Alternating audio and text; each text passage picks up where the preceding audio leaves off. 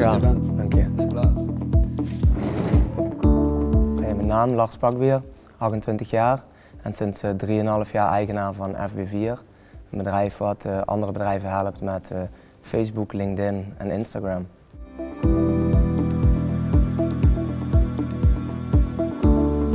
Hoe is het begonnen? Het is eigenlijk begonnen met een iets wat ander idee. Yeah. Het idee van I Love Restaurants.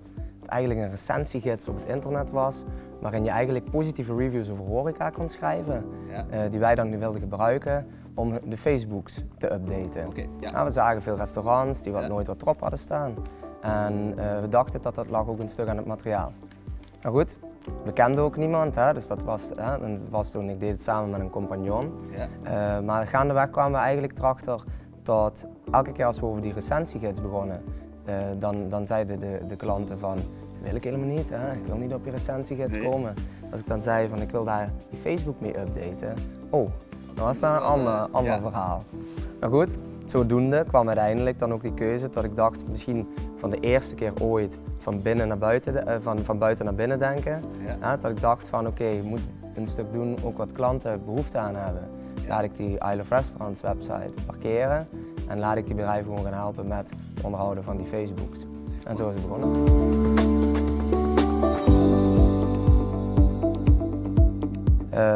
Afkloppen, maar we helpen nu ongeveer, denk ik, 325 bedrijven hiermee. In 3,5 jaar tijd opgebouwd. 3,5 jaar opgebouwd.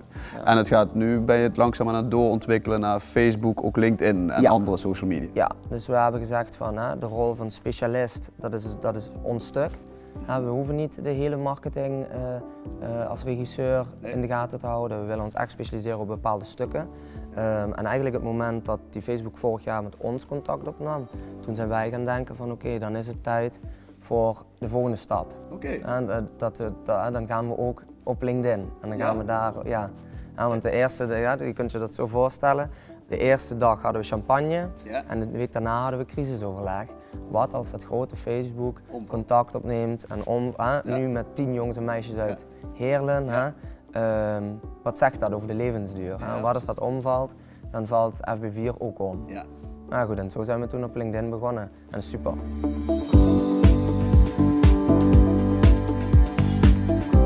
Ja, eigenlijk op het moment, zoals het ook begon, het moment dat je een bericht plaatst en dan binnen de eerste 10 minuten 20 mensen zich de moeite nemen om op een klanten van klanten reageren op een klant. Dat moment dat dan begint te lopen, dat vind ik altijd het meest bijzonder. Dat is altijd een chic moment. Als je dan een potentiële hit hebt, zeg maar, en dat je klant aandacht krijgt via dat medium, dat blijft. Dat blijft. En dan zie je ook, als ik daarmee bezig ben, dan zie je ook dat ik dat blijf volgen. Dat ik dan een uur later weer ga kijken. Hoe ver zitten we nu? Hoeveel reacties zijn er?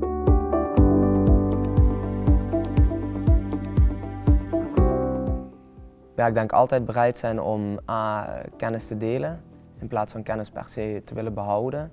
Ik heb al duidelijk vanaf het begin gezegd van al onze kennis is ook jullie kennis.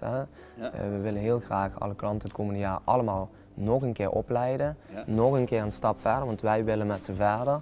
Terwijl misschien een ander zegt van dat doe ik niet, want dan lopen ze allemaal weg. Met de kennis weg. Dan loopt de kennis, dan lopen ze weg met de kennis.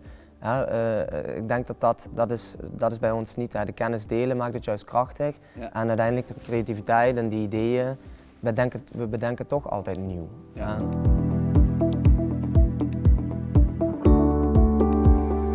Het doet me wel, het geeft me enorm trots. Trots niet alleen op datgene wat ik doe, maar ook wel gewoon op het hele team. Ik heb vorige week zondag een etentje gegeven en daar heb ik eigenlijk iedereen uitgenodigd die daaraan heeft bijgedragen. Iedereen die op stage was in die 3 jaar, iedereen die bij ons gewerkt heeft. En dat waren uiteindelijk met 20 man. Dat is gewoon ons succes. En dat je dan toch ziet, dat ik zei dat vandaag nog tegen iemand anders, van dat je die levens beïnvloed hebt en dat die allemaal een stukje hebben bijgedragen, veel of weinig, lang of kort. Maar dat die allemaal daar zitten, die 20 man, en die zijn allemaal trots en die voelen dat allemaal, datgene wat wij toch al een stukje aan het presteren zijn. Zonder te zeggen dat het ook pas het begin is natuurlijk.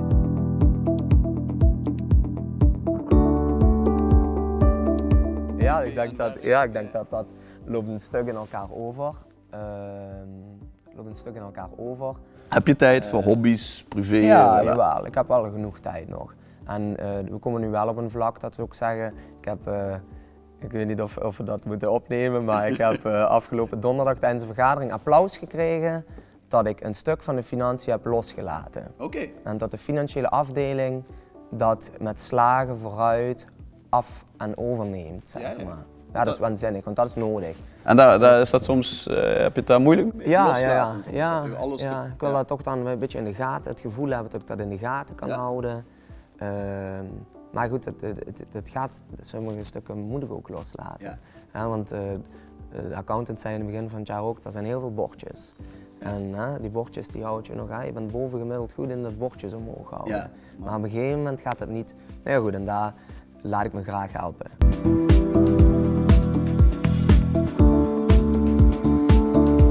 Ik hoop dat we over 5 jaar, vooral beide benen op de grond zijn. Beide benen op de grond, die provinciaalse uitstraling, dat we die kunnen behouden. Dat we nog eigenlijk veel meer mensen en bedrijven kunnen helpen. Maar ook dat we veel mensen kunnen opleiden in datgene wat we doen. Die belangen in die social media zijn zo groot. We willen heel graag samen met de provincie Limburg eigenlijk een soort van 250 studenten opleiden tot we noemen dat dan zelf, we hebben een soort van FB4 Academy. En in die Academy daar kun je de zwarte band behalen, net als bij judo zeg maar. En eigenlijk willen we samen met de provincie Limburg of samen met de Universiteit Maastricht 250 studenten opleiden tot zwarte band. Zodat zij niet alleen ons gebied beter kunnen promoten, maar ook dat zij, als zij dan in bedrijven komen, dat zij dan zeggen, hey, ik heb niet alleen een HBO-diploma of een universiteitsdiploma, maar ik heb ook zwarte band. En je kunt al dingen van me verwachten. Ik ga niet trial and error dingen doen, ik ben wel jong, maar ik ben ook wel young professional, al een stukje. Nou ja, goed, dat lijkt me, dat is een beetje, dus ik denk wel over 5 jaar, hopelijk dat we dat dan ook in meerdere provincies mogen doen of net over de grenzen. Dat is een beetje de droom.